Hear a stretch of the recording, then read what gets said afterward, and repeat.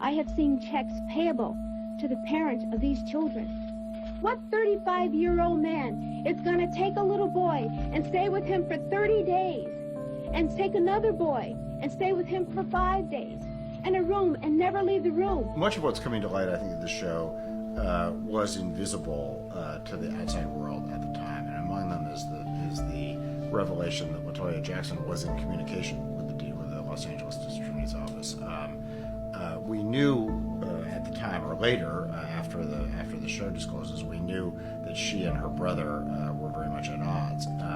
But I had no idea, anyway, that she was actively cooperating with the DA's office. I really didn't know who was talking to prosecutors, how forthright they were being, whether they were saying the same things to prosecutors that they were saying in the public or to reporters. And now, for the first time, we get a chance to see the record in 360 degrees in a way that was just invisible at the time. District Attorney Lauren Weis and Assistant District Attorney Bill Hodgman, the prosecutors in the criminal case, were busy looking for leads and getting tips. Some of them anonymous, one from inside the Jackson family. I had a phone call from first Jack Gordon, who was LaToya's husband, and then he put LaToya on the phone. Former Deputy District Attorney Lauren Weis. I talked to him for about 5 minutes, and he wanted us to commit to not subpoenaing her, that she would talk if she wasn't going to be subpoenaed or taped. And I said, I can't promise that. I didn't tape the conversation, I just took notes, but I have the date of September 2nd, 12:20 in the afternoon.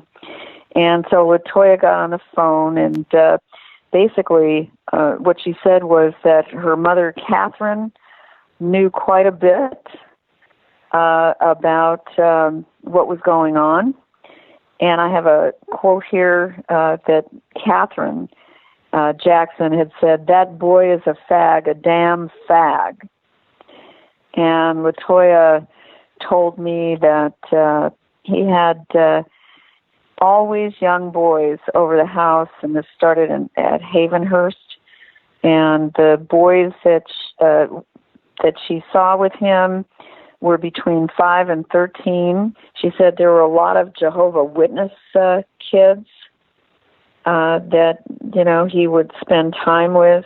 LaToya Jackson went on to tell Weis that Michael would stay alone in his bedroom with children at Havenhurst for days on end, that food trays would be left outside the door by housekeepers. She said that there were many checks written, that the mother saw the checks and showed checks to LaToya. And then she said she didn't know the year, but there was a boy whose father was a garbage man. And then I have the name Jimmy Safechuck. As viewers of the 2019 HBO documentary Leaving Neverland will recall, Jimmy, or James Safechuck, accused Jackson of molesting him over a period of several years in his childhood, while simultaneously lavishing him with jewelry and taking him around the world. Jackson also, according to the documentary, gave money to Safechuck's parents. Safechuck spoke with authorities during the Jordie Chandler investigation, but told them Jackson had never molested him in any way. And that he was not the first that got money like that. And she also, then she brought up another British kid with blonde hair and a turned-up nose by the name of Jonathan. From 1984 to 1987, Michael Jackson was often accompanied by Jonathan Spence, a 10-year-old blonde boy who had went to school with Tito Jackson's sons. According to Diane Diamond's book, Jonathan's father was a screenwriter of some note who left the boy in the care of the Jackson family at Havenhurst so he could work in Europe. Jonathan began spending time with the younger Jackson nephews and took a shine to Michael. According to Diane Diamond's account in her book, throughout the fall of 1984, Jackson and Spence were often seen hugging and nuzzling. Everybody on the set of there was a video they were making, knew Jonathan. But Weis said prosecutors weren't able to speak with Jonathan Spence or with some of the other boys who had been seen with Jackson over the years. We should emphasize that Spence insisted in interviews over the years that Jackson never acted improperly with him. You know, a lot of the kids we couldn't get to, you know, and they were either older, we didn't know where to find them. It was really a difficult investigation.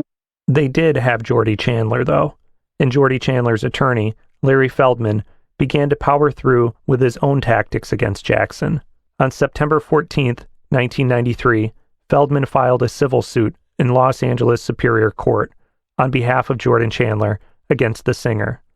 It contained a total of 7 separate but devastating claims. Case number SC026226, complaint for sexual battery, seduction, willful misconduct, intentional infliction of emotional distress, fraud, and negligence. Excerpts of